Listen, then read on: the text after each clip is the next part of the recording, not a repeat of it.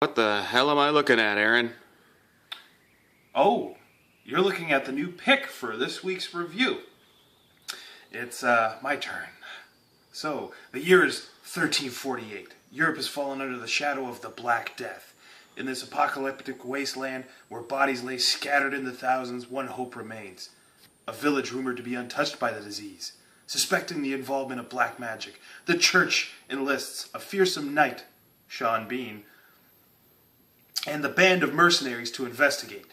Their treacherous journey takes them into the furthest depths of hell on earth and puts their faith to the ultimate test. Great, sounds good. Let's do it!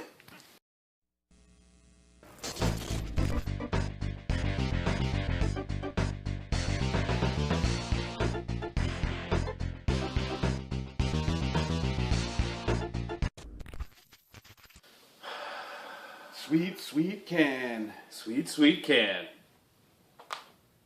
I'm not exactly sure what that's about. I don't know. But, no, it's... that's really stymieing. It's mystifying. But we just got finished watching The Black Death. Mm-hmm.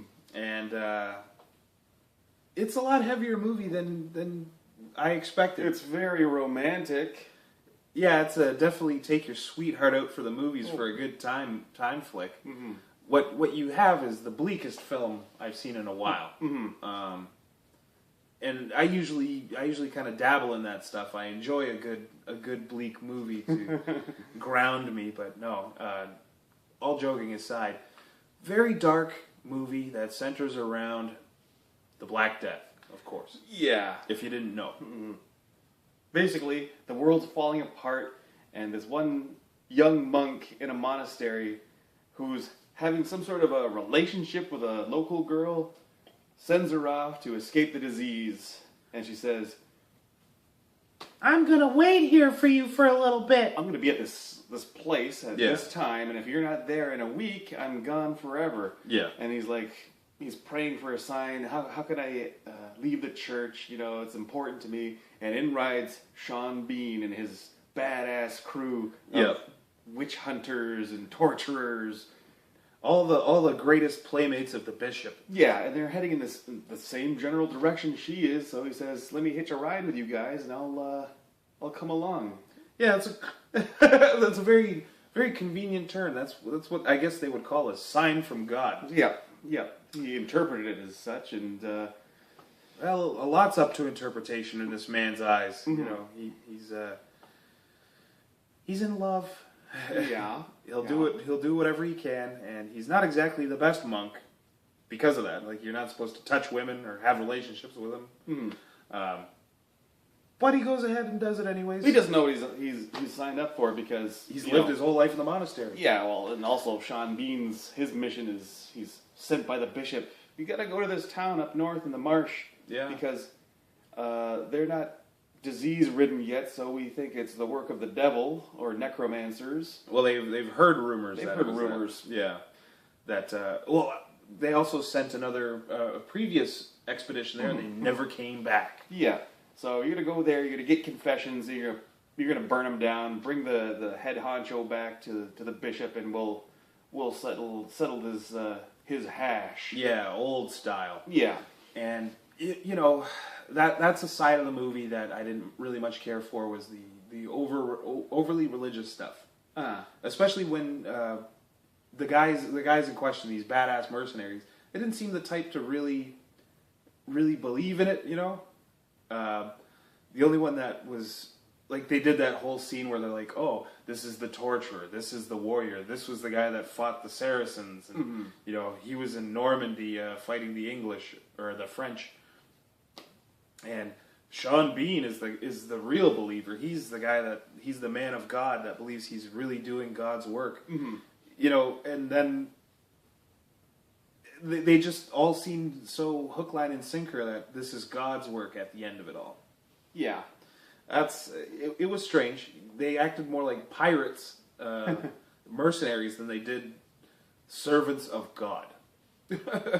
Well, you know, even, what's his name? Van Helsing has that quote from Dracula, "We've all become God's madmen." That's a good quote. I've never seen Van Helsing.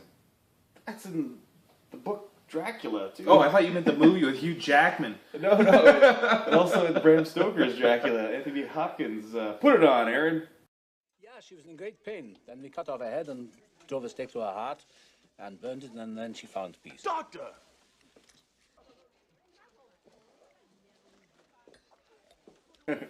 Anyways, Speaking of meat, yeah. what a nicely, I guess, grisly movie. Very, if you love seeing dead bodies piled up, diseased bodies, sores, wounds, blood, crushed skulls. What a dirty time, huh? Yeah, no This kidding. was like a grimy movie. Shot really well, it's all impeccably shot, good locations, Great locations. Great locations, great costumes. It's just Little to no CGI whatsoever. little to no CGI, but it's all about wounds and open wounds, in your armpits and on your necks, Yeah, everyone Yeah. just looked like they were right in the middle of it, and this, in a way, I kind of look at this as the first apocalypse movie. Like it's the earliest apocalypse movie, because you're right there, and everything's gone to hell. There's rats crawling all over the place, and people like, I don't know why everyone's getting sick. And that one knight puts his sword into the hay, and all these fleas start crawling up. God, I was getting the itches. I still kind of have the itches a little bit. I don't like seeing little bugs like that going nuts. But no, it's one of these movies that came out of nowhere. It debuted at Fantasia Film Festival in Canada, anyways, in 2010. It never had a theatrical release in North America, as far as I know. And it's recommended to me by a few people. And I'd say, boy, that was a really nice recommendation. How come you guys don't do that all the time? It was solid. Solid in terms of one of these low-budget B movies? Yes, Yeah. very. I don't think it's a classic. No.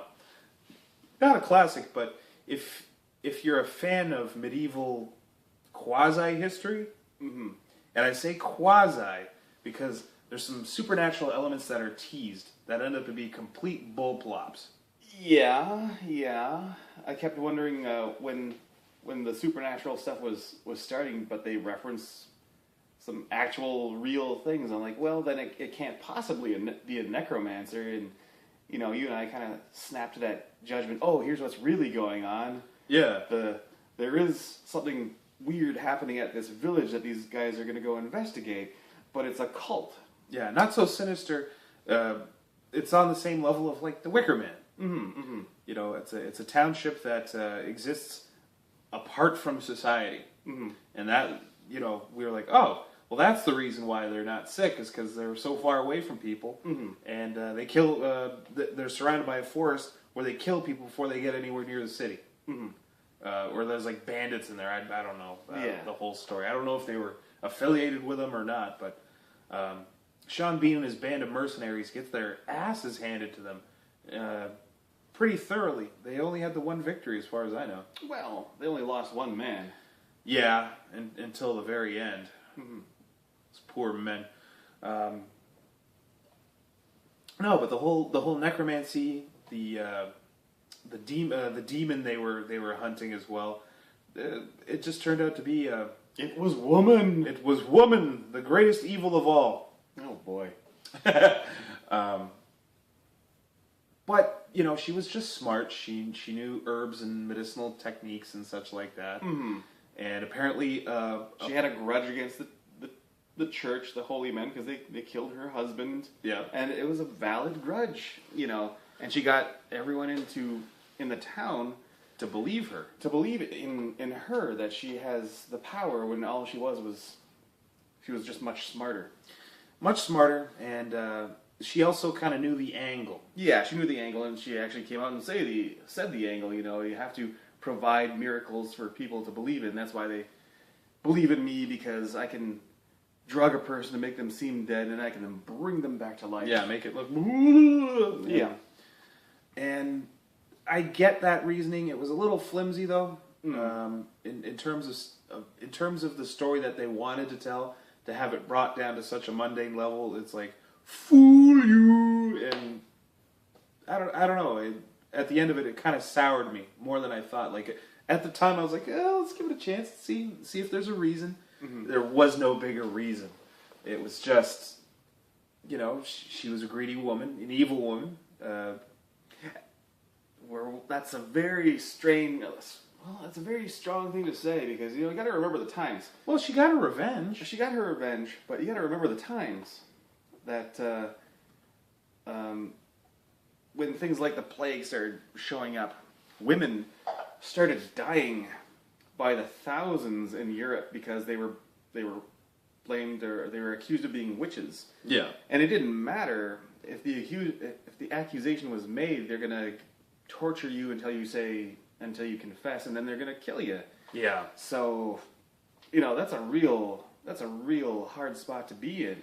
It's a hard spot to be in, but I don't think she was a justice warrior or anything like that. She wasn't really that. It didn't seem like that was a part of her goal. Mm-hmm. She got the revenge for her husband's death, and now she's running this idyllic village in the middle of nowhere. I could see where if you're running this, and if she said something as simple as, "We don't want the plague here, and we're doing the best we can any way possible to scare people away from coming here," that would have been a good reason. Mm-hmm. I would have bought that completely.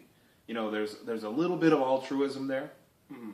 Like, I'll take on the mantle of this necromancer because nobody's going to come mess with a necromancer. Not in this day and age. Mm-hmm. Even better if you surround it with a marsh and a forest full of bandits and such. Yeah. Okay, that makes more sense. We've just written a better ending than the one we actually got. Mm. And then the tacked on part after that. Yeah. Which so basically after once the main movie's over and done with, only a couple of people from Sean Bean's crew survived. The young monk and basically his mentor. Yeah, the old vet. And after that day, the monk apparently had a change of heart. Yeah, the necromancer escapes. Mm-hmm. And they tell him the plan. The whole time she was alive, and you killed your girlfriend. And he's so overcome with grief and anger at this necromancer, all he can see is witches now. Mm-hmm. And he kind of stops being a monk and turns into a witch hunter. Mm-hmm. And rides around killing women by the bucket load. Mm-hmm. And it was just such a weird tacked on extra part to the ending. Mm-hmm. After the veteran says his last words, you could have just rolled credits, and I would have been fine with that movie. Mm-hmm.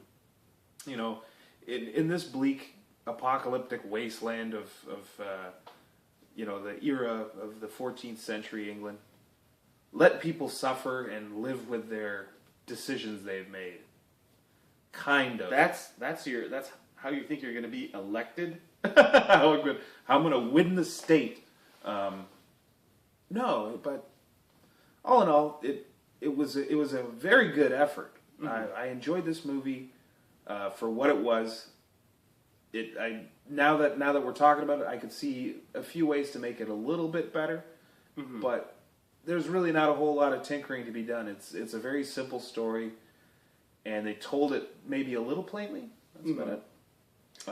I guess my own personal bottom line would be. Go ahead and see it, but don't rush to see it. Yeah, it's not exactly a must own either. It's not really a classic. It's solid. It can stand on its own 2 feet, but Yeah, and Sean Bean dies in a really nice way. Mm-hmm. I mean, it's actually the first time I've ever seen somebody drawn and quartered. Damn horses. Damn them. Okay. Settle down. Okay. We'll take care of them in due time. Maybe they'll get their justice someday. We should become horse hunters. Yeah. And maybe you'll get your justice later. Have a good night.